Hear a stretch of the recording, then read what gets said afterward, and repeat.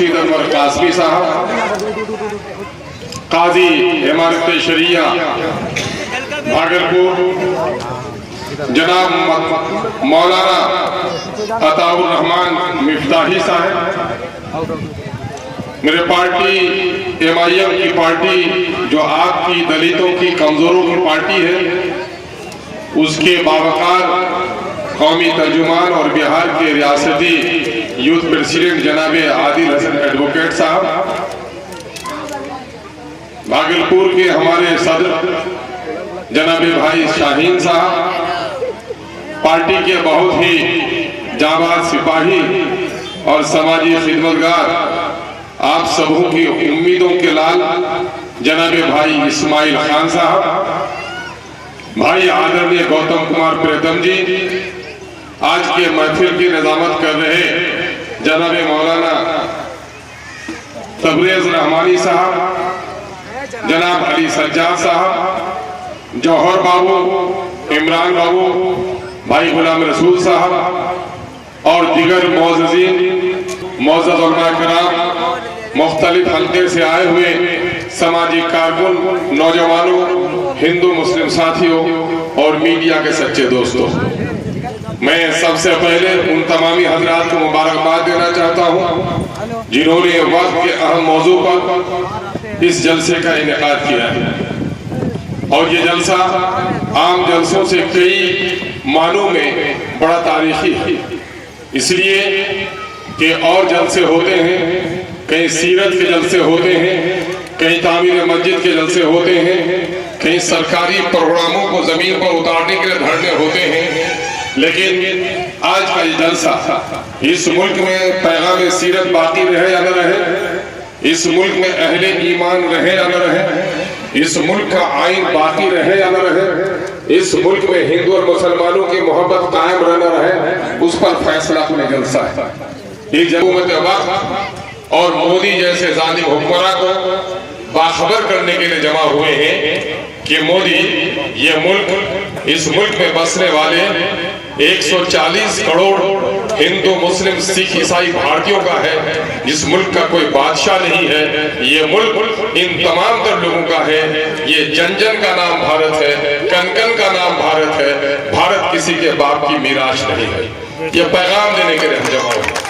हम जमा इसलिए भी हुए हैं कि मोदी याद रखना चाहिए कि वसूलों से दुनिया चलती है, और जो शख्स अपने आप को हिंदू कहता हो, अगर वो रामायण को न माने, अगर वो अपने धार्मिक किताबों को न माने, जो शख्स अपने आप को ईसाई कहता हो वो बाइबिल को न माने, जो शख्स अपने आप को सिख कहता हो अगर वो गुरु ग्रंथ को न माने, जो शख्स अपने आप को मुसलमान कहता है अगर कुरान को न माने, तो अपने मजहबी किताबों को अगर नहीं मानता है वो सच्चा मुसलमान भी नहीं हो सकता, सच्चा हिंदू भी नहीं हो सकता, सच्चा आपका गुरु ग्रंथ का दावा करने वाला सिख भी नहीं हो सकता।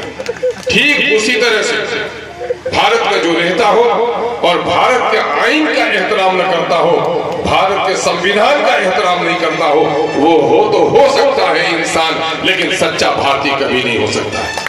मोदी जी, ये आपके लिए सवाल है कि आपने इस वक्त हिंदुस्तान की आत्मा, जो हिंदुस्तान की आत्मा उसका संविधान है, जिसको हमारे पूर्वजों ने बहुत सोच विचार कर बनाया और रहते दिनों तक के लिए अपनी नस्लों के सामने एक मीरास छोड़ी है, आपने ये काला कानून बनाकर न सिर्फ मुसलमानों की वक्फ की जायदाद को कस्म करने की बदनीयती की है, बल्कि हिंदुस्तान के संविधान को भी पाड़ा पाड़ा करने का नापाक काम किया है।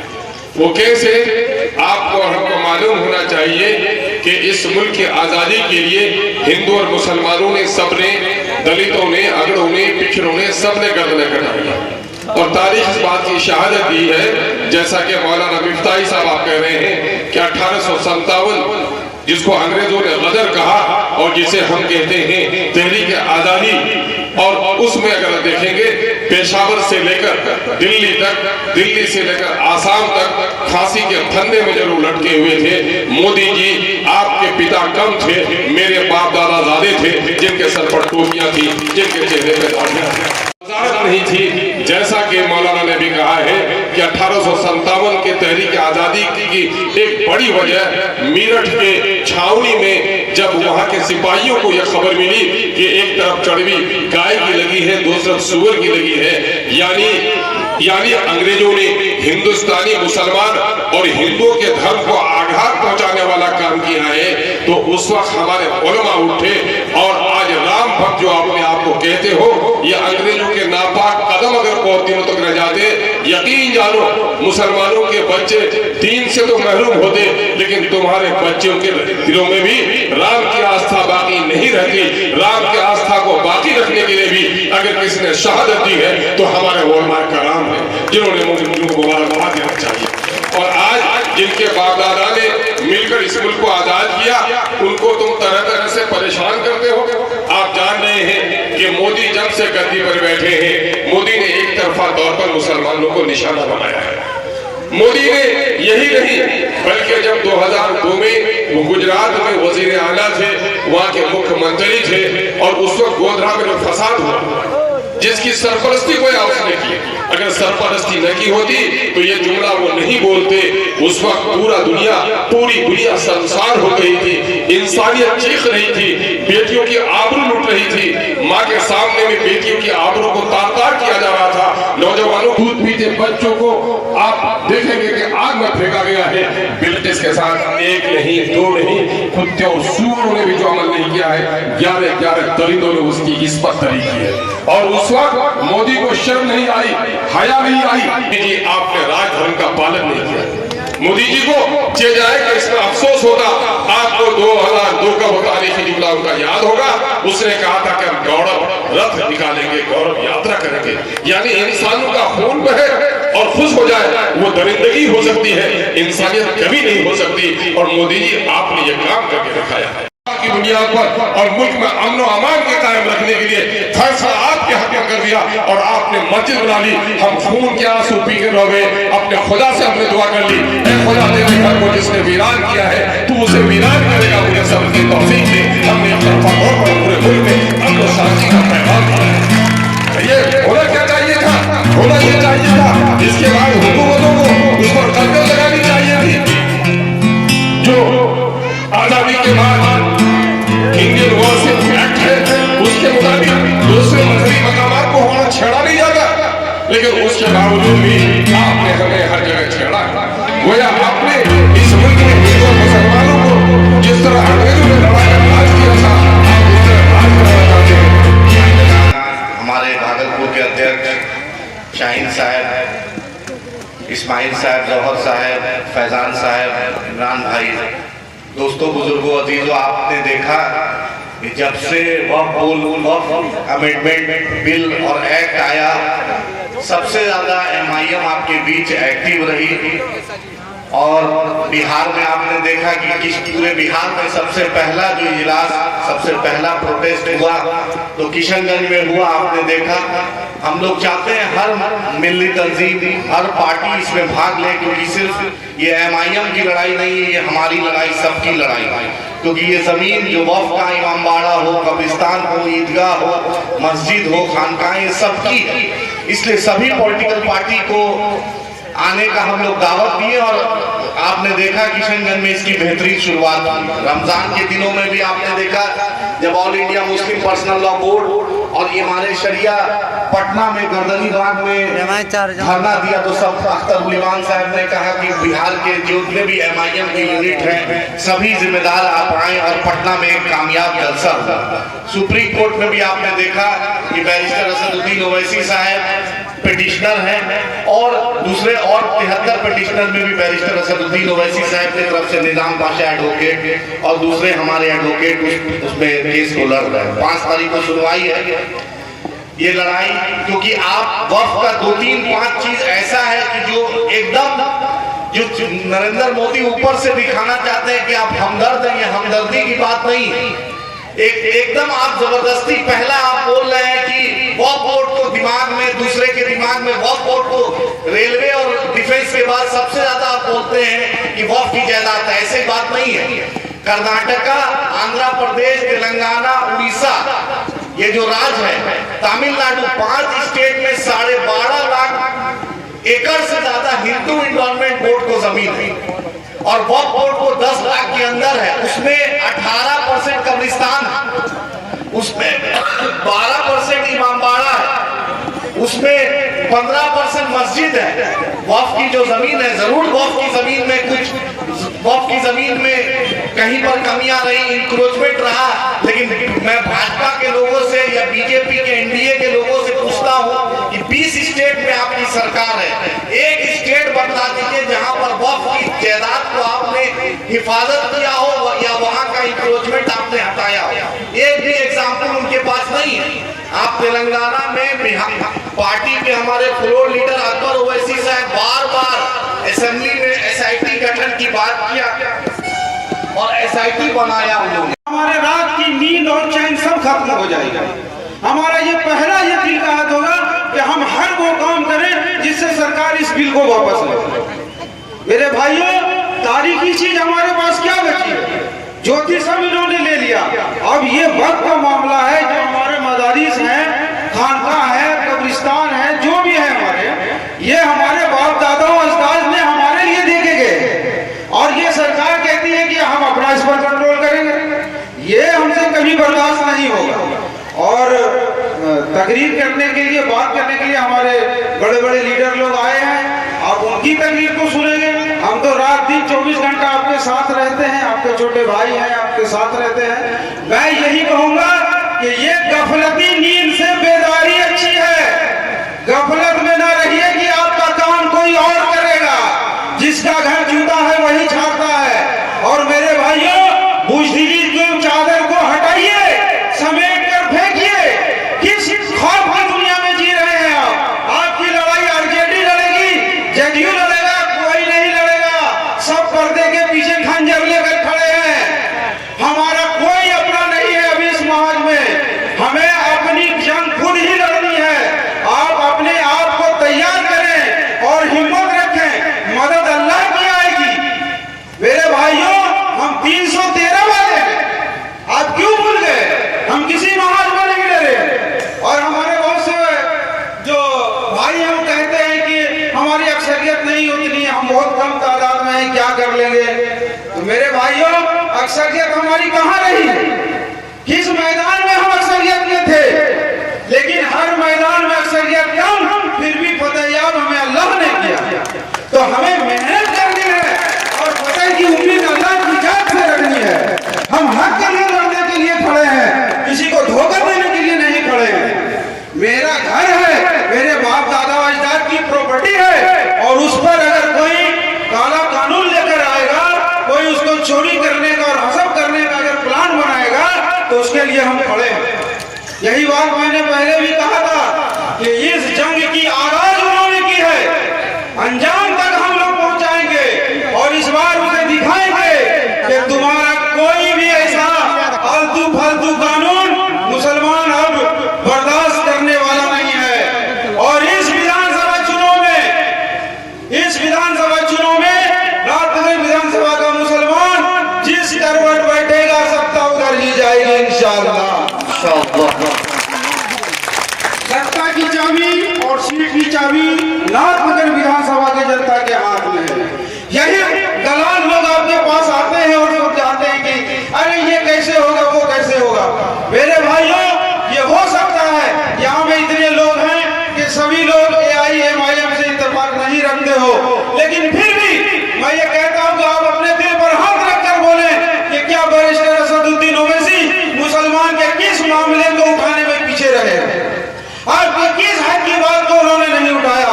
चाहे सदन का मामला हो, चाहे सड़क का मामला हो। आज मैं यहाँ खड़ा हूँ वक्त के मामले में, तो मैं भी उसी पार्टी का सिपाही हूँ, मैं भी उसी पार्टी का सिपाही हूँ। पूरे हिंदुस्तान में हम मुस्तैदी से खड़े हैं, मुसलमान के हक की कहीं अब जो है दावे नहीं होगी। अब मेरे भाइयों, मैं कहता हूँ कि अब धोखे थे बाज आइए, कितना धोखा खाइएगा, एक धोखा, दो धोखा, बार बार धोखा खाइएगा, ये अच्छी बात नहीं है। आप अपने बारे में, अपने नस्लों के बारे में सोचें, अपना लीडरशिप मजबूत करें, अपनी क़यादत मजबूत करें। इसका हमारी पार्टी का नारा है, सबने दिया है हमको चोट, इस बार अपनी पार्टी अपना हो की हिदायत और जिसके शाना बशाना चलने वाले मर्द मुजाहिद जनाब बैरिस्टर असदुद्दीन ओवैसी साहब की वजह से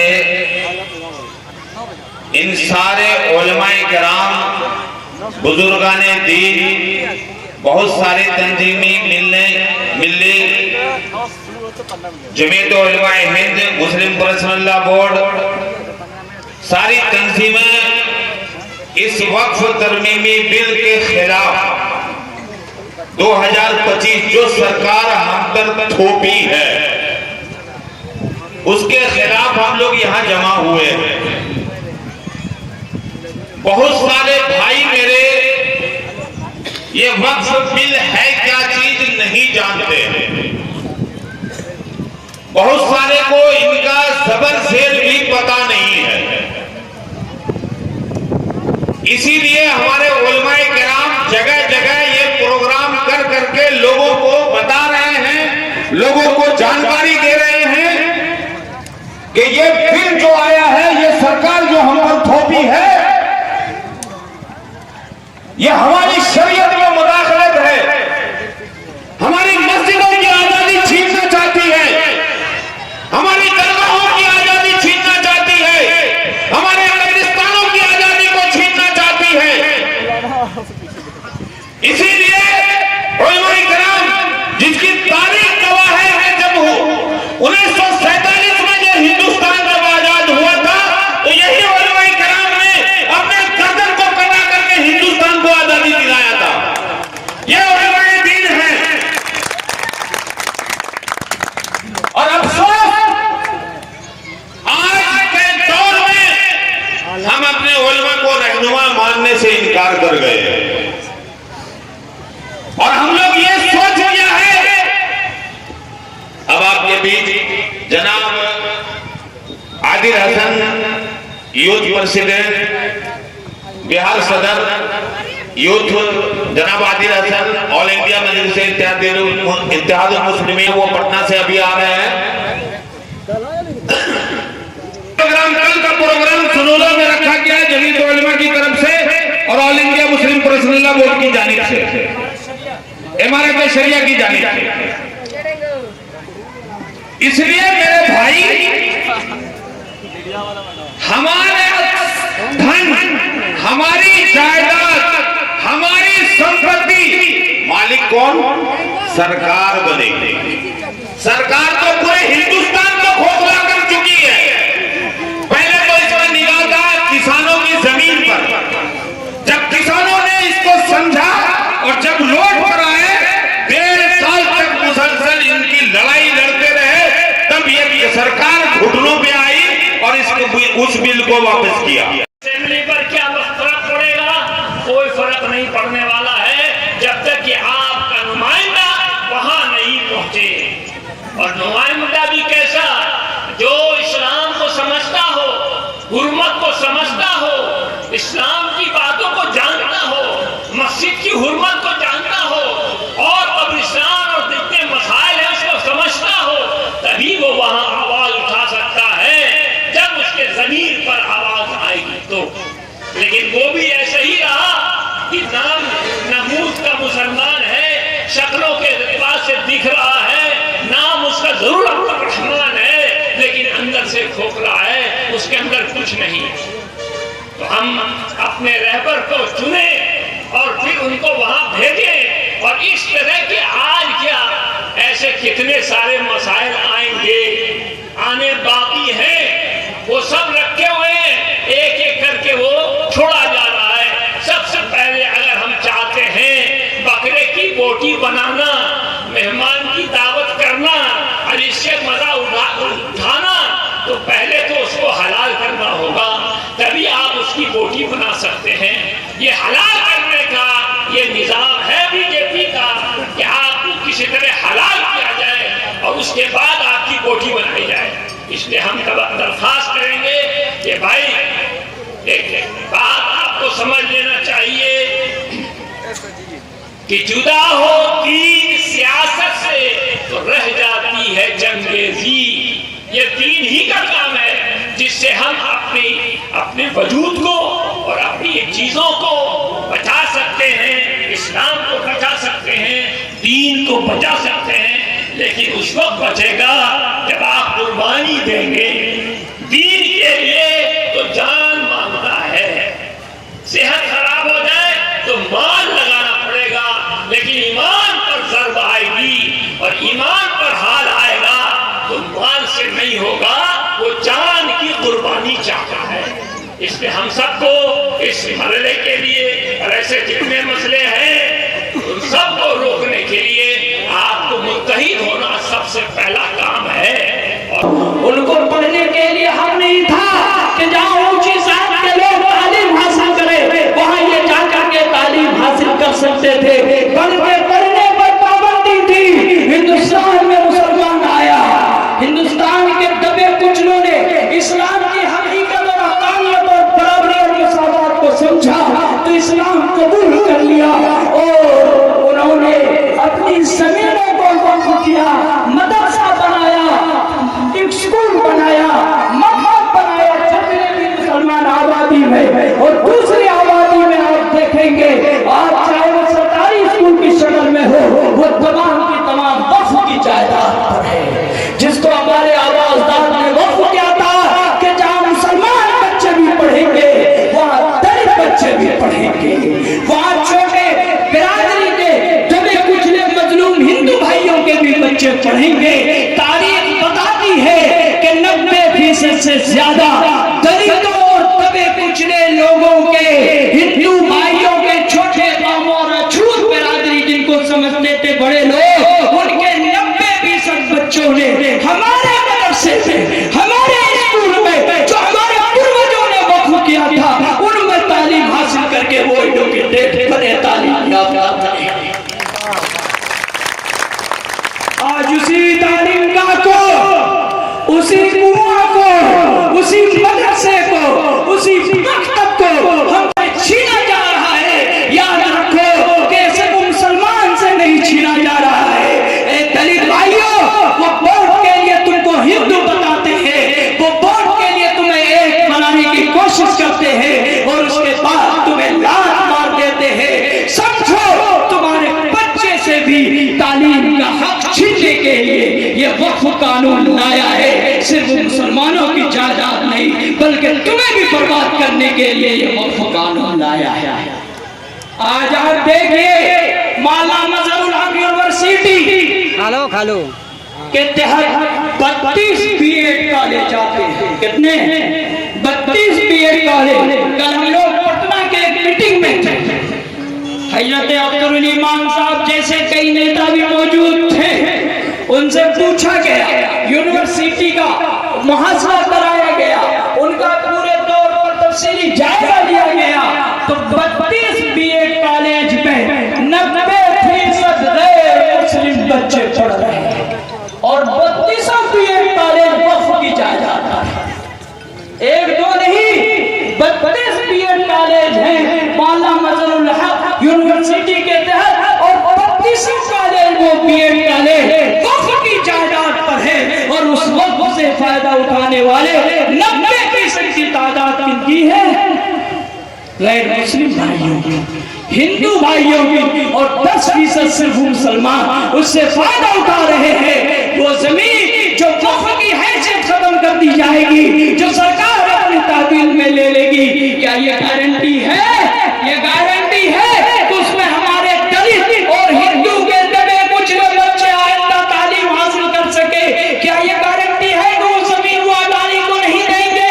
क्या ये गारंटी है कि वो जमीन किसी को ताजिर को, किसी को बड़े लोगों को, उद्योगपति को नहीं देंगे बल्कि उनके हवाले कर देंगे और जिससे हमारे मुसलमान बच्चे भी उन कॉलेजों से और हमारे गैर मुस्लिम भी उन कॉलेजों से महरूम हो जाएंगे। इसलिए ये मुश्तरका लड़ाई है। नाम तो वक्फ कानून मुसलमानों के साथ है लेकिन साथ साथ तमाम मजलूम तबके इसमें इसके सच में है, परेशानियों में मुब्तला है। आज हमारी जिम्मेदारी है कि हम आए और खुल करके आगे बढ़े। हमारी वो जमीनें जिन पर मदरसे हैं, मस्जिदें हैं, हम यहाँ 1400 साल से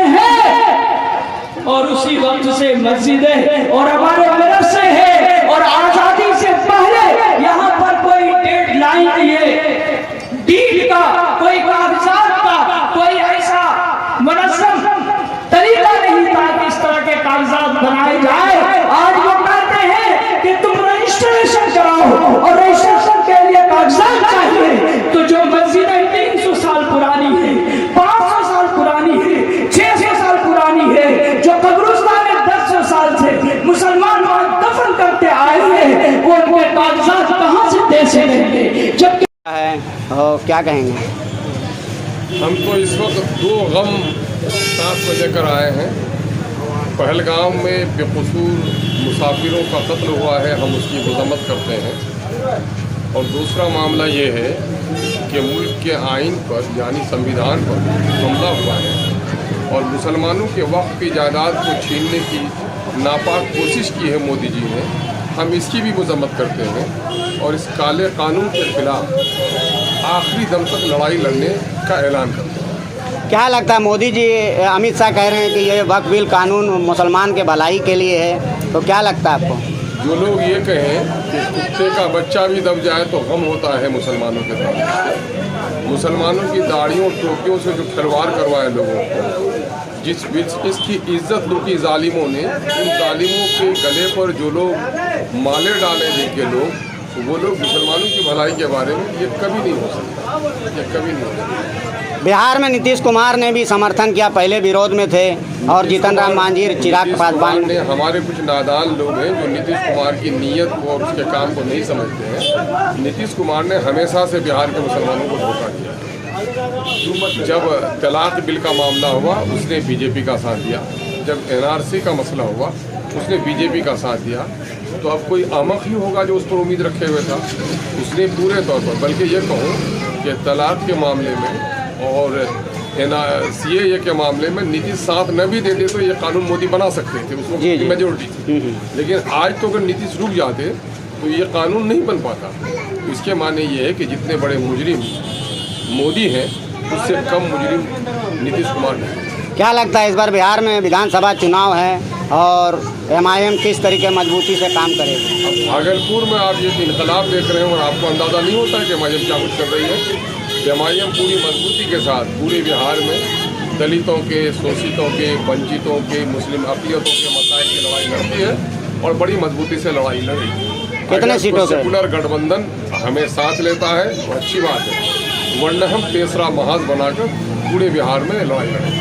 भागलपुर में 7 विधानसभा हैं, तो क्या लगता है कितने उम्मीदवार उतारेंगे? हमारा काम तो सातों पर चल रहा है जी, लेकिन आखिरी फैसला हमारे राष्ट्रीय अध्यक्ष को करना है। इस्माइल जी बहुत मेहनत कर रहे हैं, तो क्या लगता है नाथनगर में? इस्माइल जी तो अभी मेहनत कर रहे हैं, जो वक्त की ज़रूरत है। जी वक्त के काले कानून के खिलाफ इस्माइल जी ने जो मेहनत की है हम उसको मुबारकबाद देते हैं। जी और मैं समझता हूँ कि भागलपुर की आवाम खुली हुई आंखों से देख रही है कि आज मिल्लत पर मुसीबत आई है, देश का कानून टूट रहा है।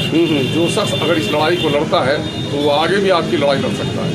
वक्फ बिल को लेकर के आज जो पुरैनी में है सभा है या बैठक है, तो क्या आवाम से क्या कहेंगे? भाई इस काले कानून को सरकार वापस करे, यही बात कहेंगे। उसके अलावा हमने आसमान के ताड़े थोड़े मांगे मोदी से। जी मेरे टैक्स के पैसे का हिस्सा भी मुझे नहीं देते, मुझे नौकरी भी नहीं देते, महंगाई इसने बढ़ा दी है, देश के नौजवानों को नौकरी भी नहीं देते, गरीबों के खाते में 15 पैसे भी ये नहीं देते। तो मोदी तो कुछ दे नहीं सकते हैं, तो हमारा हक क्यों छीन रहे हैं? और मोदी जी दरअसल अपनी नाकामी को छुपाने के लिए हिंदू और मुसलमानों को लड़ाने का काम कर रहे हैं और हमारी मस्जिदों में ताला लगवाने का काम, हमारे कब्रिस्तानों पर कब्जा करने का काम कर रहे हैं। मोदी जी ने चैन से मुसलमानों को जीने भी नहीं दिया है और कब्रिस्तान में भी चैन से इनको सोने नहीं देना चाहते।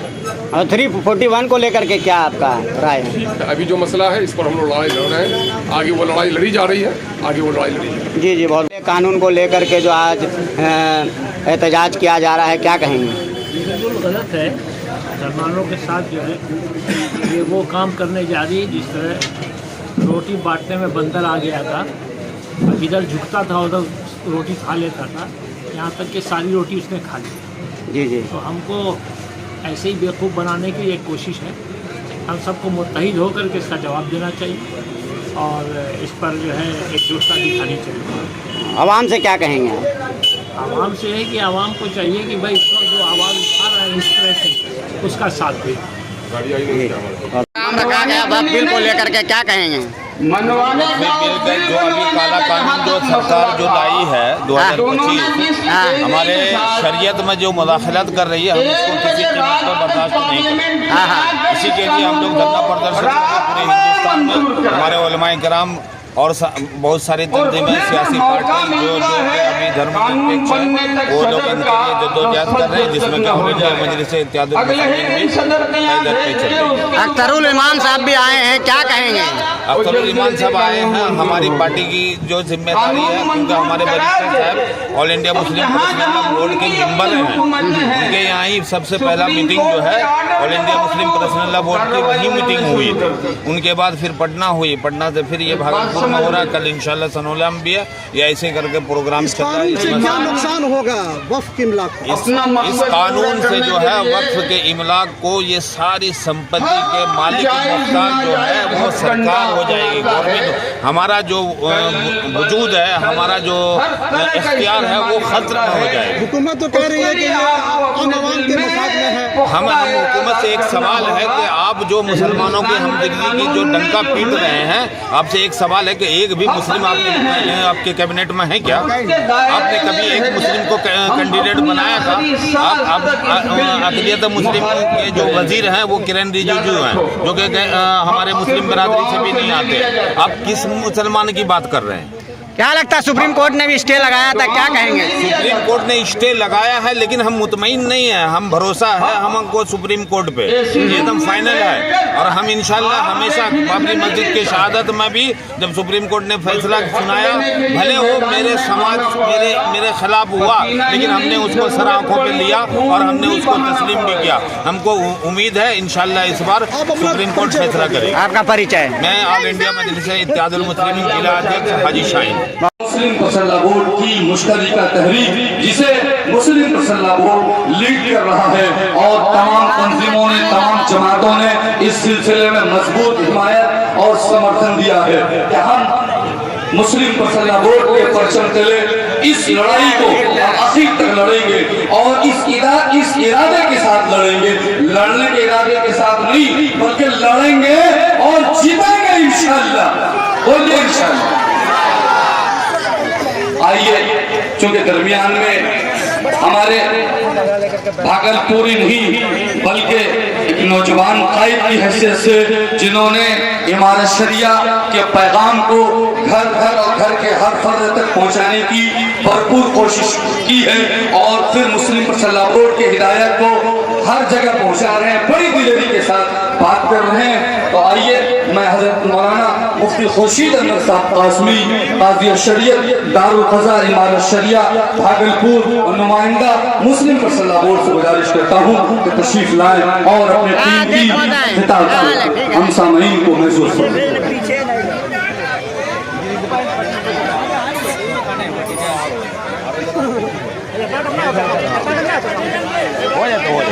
अगर फोटो हो गया है तो थोड़ा साथ और ब्राह्मण के लोगों का है, इसलिए आइए हम अमीर के साथ, इस जज्बे के साथ जहां अख्तरुल ईमान साहब का इस्तेमाल करते हैं, असदुद्दीन ओवैसी साहब का इस्तेमाल करते हैं, all India Muslim personal board, Jamiat Ulama Hind, इमारत शरिया और मिली तंजीमों के तमाम कायदीन का भी हम खैर मकदम करते हैं, शुक्रिया अदा करते हैं कि उन्होंने हमें वक्त पर अज़ान दी, हमारे कान में आवाज पहुंचाया कि मुसलमानों, एक कौम के दबे कुचले लोगों, एक मजलूमों, एक दलितों, उठो और उठ करके एक आवाज बन करके एक खास करने वाले को हमको उसी तरह भगाना है जिस तरह अंग्रेजों को हमने इस मुल्क से भगाया। नारे तकबीर, हाथ उठाइए और अख्तरुल ईमान साहब के साथ, हज़रत मौलाना अब्दुल रहमान साहब के साथ हाथ में हाथ और कंधे में कंधे डालकर ये पैगाम दे दीजिए और ये बता दीजिए कि जब तक हमारे जिस्म में जान है, हम तैयार हैं मुल्क की सालिमियत के लिए, गंगा जमनी तहजीब को बचाने के लिए, संविधान की हिफाजत के लिए, मुल्क की रक्षा करने के लिए। हमारे बूढ़े भी तैयार, हमारे नौजवान भी तैयार, हमारे बच्चे भी तैयार, हमारी माँ और बहनें भी तैयार, और उसी ललकार और उसी आवाज जिंदाबाद, जिंदाबाद, जिंदाबाद,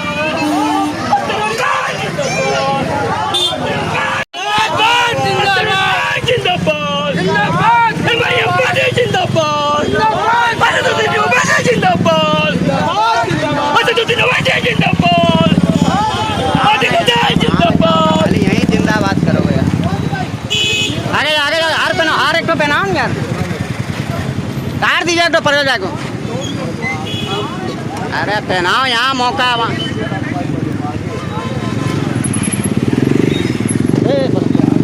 परवेज भाई पहनाओ ना यार। इधर मुंह इधर करके इधर देखिए हाँ ये हुआ ना। वाह